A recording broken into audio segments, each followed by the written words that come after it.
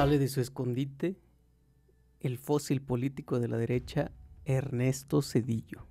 Y no es para rendir cuentas de su gobierno entreguista, sino para criticar a la presidenta Claudia Sheinbaum.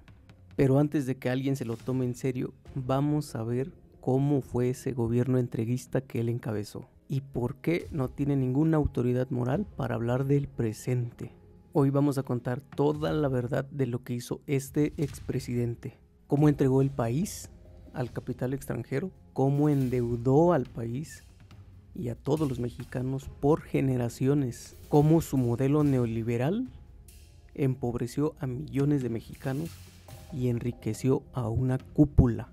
Pero lo más importante, cómo de un plumazo desapareció al Poder Judicial, ese poder que tanto defienden ahora y que se rasgan las vestiduras diciendo que ahora vivimos tiempos autoritarios porque el pueblo va a salir a votar y elegir a sus jueces, magistrados y ministros. Zedillo pasará a la historia por una sola palabra: Fobaproa. Cuando vino la crisis del 94, causada en gran parte por la mala planeación del propio gobierno, Zedillo rescató a los banqueros, pero ¿con dinero de quién? Con dinero del pueblo. Miles de millones de pesos de deuda privada se convirtieron en deuda pública.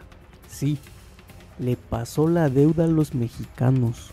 Hasta hoy, tú, tus hijos y tus nietos seguimos pagando por este rescate bancario. ¿Quién se benefició? Los banqueros y políticos cercanos que sabían lo que se venía. ¿Quién perdió?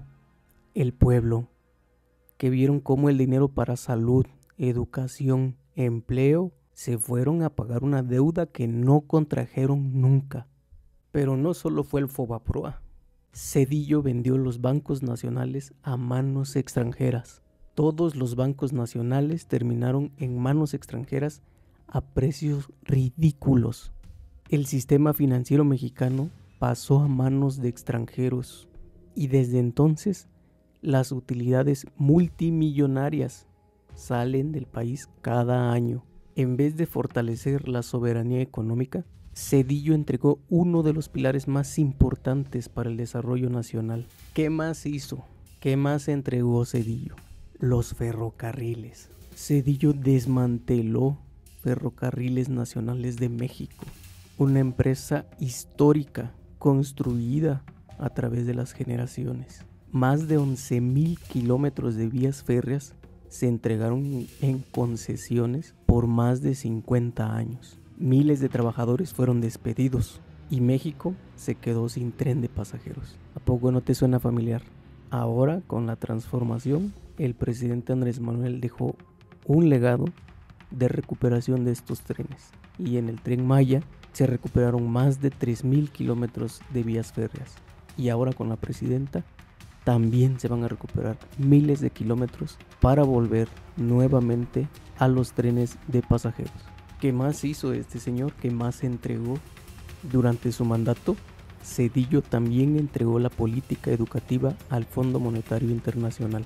Redujo presupuesto, cerró normales y preparó el camino para las reformas tecnocráticas del futuro.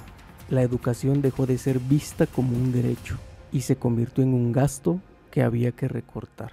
Durante su mandato, continuó con la venta de empresas públicas que ya había iniciado con Carlos Salinas. Ingenios azucareros, puertos, aerolíneas, telégrafos y mucho, pero mucho más.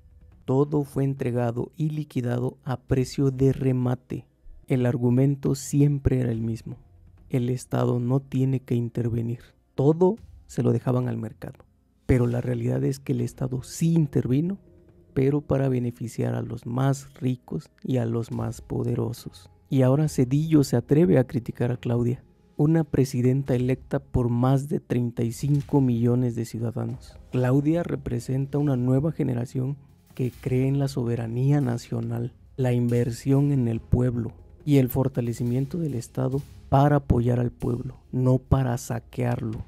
La presidenta está comprometida con la transformación y vamos a apoyarla y vamos a respaldarla, porque el pueblo quiere que se consolide la transformación en el país. Zedillo representa el pasado oscuro del neoliberalismo, una época en la que todo se vendía, todo se privatizaba y el pueblo no importaba.